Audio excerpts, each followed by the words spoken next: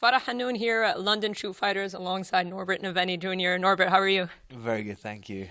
Fresh off a very quick finish. I know those are exciting, but does part of you, I mean, since you've come back from the injury, it's been 2 first-round finishes, does part of you go, I would have wanted some more cage time? No. Unfortunately, they don't pay for overtime, so if I can put on a good performance and get a good knockout in the first, I'm happy, you know. Did you expect it to be that fast? I expected to finish the fight in either the end of the first or early second, but I didn't think it was going to be 46 seconds, to be honest with you. I know I do hit hard, and once I landed the first shot, I was like, okay, I got him, but I didn't expect it was going to go that quick. I mean, as a highly touted prospect, that's exactly the kind of finish you want, right? Quick finish, want people talking about you, right? Yeah, I mean, definitely. I mean, some of the comments and tweets I read after the fight, I feel like now people are understanding the kind of level I'm on, and a lot of people are taking me seriously. So yeah, definitely, I feel like it definitely opened some eyes. You think this was kind of the turning point for you, this particular fight? Yeah, I feel like the Wolflord fight was a big fight as well, but I just don't, because it went to decision, even though it was a very fun fight. A lot of people didn't pay as much attention to it.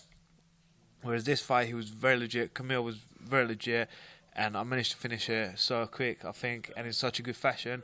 I think that's why everyone understood what I'm about. And you were out for a while due to injury, COVID-related as well after. Is it hard during that period of time to want to rush to come back? Do you have people around you that say, no, take your time, because you're so young, like, why rush, right? It's not like you're in the tail end of your career or you have to make something happen now. So was that a tough time for you to be away? Because you were still undefeated, you were still highly talented, but to be away from the sport for that long, how tough was that? I mean, the toughest part was that I'm at the gym every single day, all day. And for 2.5 years, I was here every single day, but I'm not getting paid for it. I'm not getting anything out of it, you know, in that sense that I wasn't fighting, I couldn't perform. So that was what was really hard. I had moments where I was like, what am I doing? And nothing's, like, my body's just getting beaten up, and I tore my ACL, and when you're fighting, obviously it's normal, it happens to every fighter, all that kind of stuff.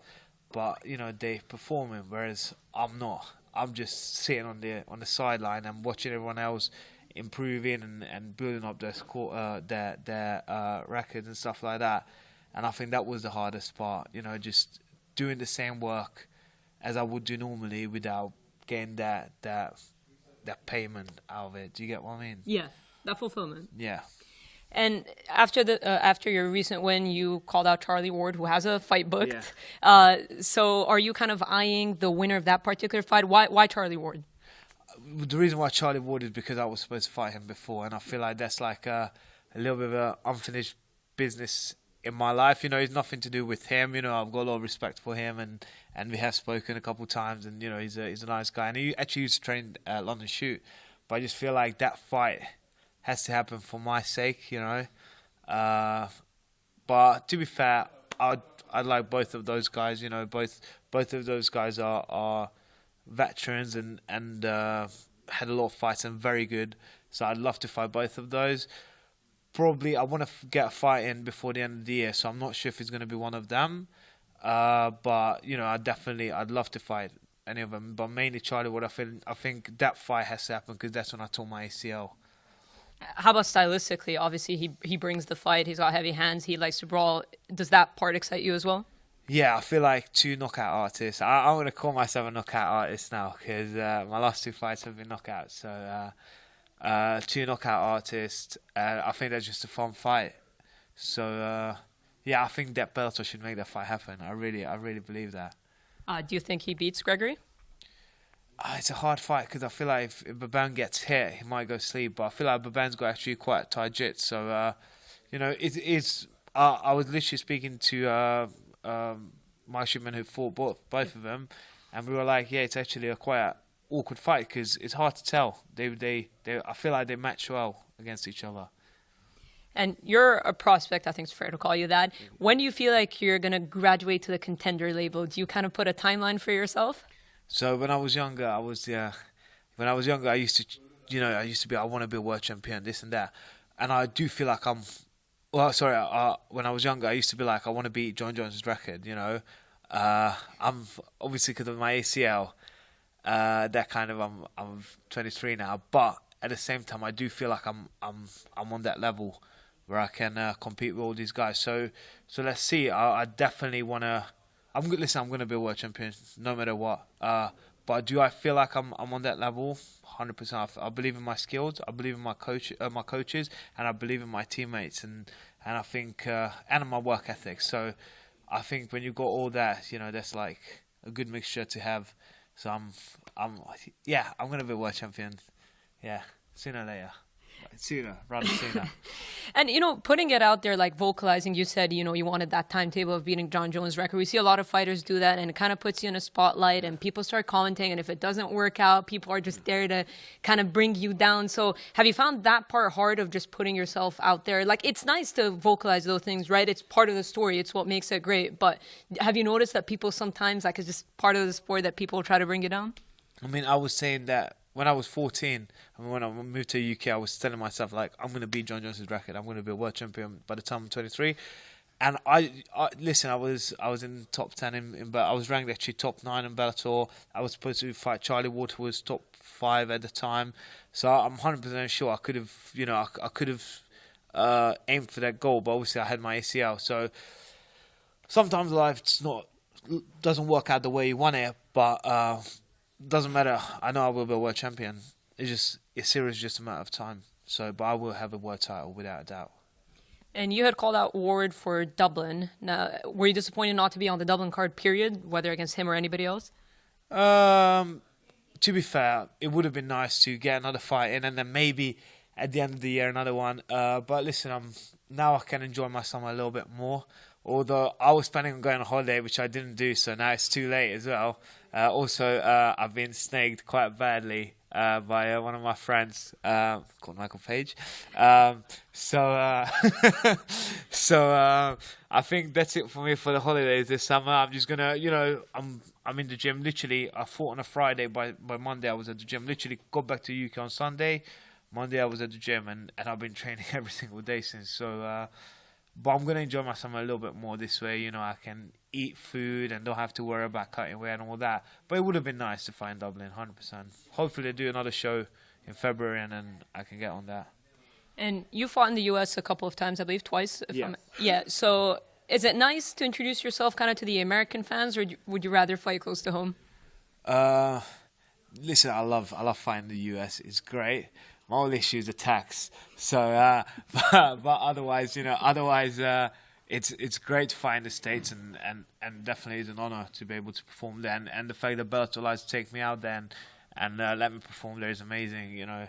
It's just that extra tax. I'm not a big fan of. Oh well. You fought Dublin, Milan. Have you fought in London before with Bellator? No, I have not fought. Yeah, okay. I thought I was mistaken there. So is that kind of one of your goals? Yeah, London would be great. Although, London would be great. I know what music I want to walk out to. I know everything. So, to be honest with you, I didn't want to back in the day. I was like, you know what? For some reason, I felt like too close to home, too many people here. Might be a bit too much pressure, but I fought in Hungary as well. That was great, and I want to fight in London. I've got a song that I want to walk out to. I've been thinking about for months now. So it would be great if Bellator put on a show in London and I get to break someone's face in London. That would be great. But the plan is you want to fight definitely before the end of the year. Do you have kind of like a target card? I mean, they haven't. I don't know if they've announced anything else for Europe past Dublin, but do you have a kind of a target date or event? Nothing really. I've spoken to Bellator already. I told them that I want to fight at the end of the year. So, and they know it as well. So we're just gonna go. I'll be waiting for the call. And this year, like obviously, Eblin and Fabian's fighting in September as well. So there's gonna be a lot of things happening in middleweight, I reckon. So it's good to see where everything's gonna be. But yeah, like whenever they give me a fight, I'm at the gym. I'll be ready. Who do you think wins, Eblin or Fabian? On paper, Eblin. But you know what? Like the gods of war is clearly they really like Fabian for some reason because he's been performing well. So and everyone he's fighting just has, like, for example, Musasi is a legend, and in that fight I don't think it was himself, but it is what it is. You can't take that away from Fabian. But on paper, I would say Ablan. I mean, I feel like Ablan's have way better wrestling and way better cardio. Obviously, Fabian's a tricky southpaw, but Ablan should take that. Sounds like you want to fight Fabian right now. I'll fight anyone. I'll fight both of them. You know, they both. You know, I rate both of them. And to be fair, Fabs and I have been out partying together as well. So we sparred before. Fabs and I, we sparred before when I was like 16. So I know him. Obviously with Ablan, we spoke before as well. I think he's a very respectful guy. I think we both have a mutual respect towards each other. So yeah, you know, I feel like on my way to a title, I'm gonna have to fight everyone. So it is what it is. I'm just gonna listen. All I want to build my experience up a lot. I think a lot of people forget how young I am and how, like, in age and in regards to my career as well. I'm only 7 fights deep. So I feel like I just need to build the experience up, and then I'll be ready to fight whoever they give me. Well, Ablan's the champion right now. Do you allow yourself to think of the matchup, to dream of a fight against him, or do you kind of focus on the now? No, I definitely focus on both, really. Mainly, obviously, now. I'm just trying to improve every day, but I watch him quite a bit. I feel like I know his game fairly well, and I practice stuff already for him there if I end up fighting him. But I think I do that with everyone, really. Like, I know when I'm sparring southpaws, I try to work how I would have to fight Fabian, and the same with other middleweights in the division as well. I'm literally imagining fighting a lot of those guys. So even though I'm focused on improving myself in general, I try to focus on those guys specifically as well. And we recently released a documentary on you. Abby did a great job of that. What would be the headline of part 2 of the documentary? Look at me now. Something like that. Look at me now. I think that's a pretty good one. But yeah, so when that comes out, I'm going to have a fat house and a world title. So yeah, that's the plan. There you have it. Norbert, thank you so much for your time. Thank you so much.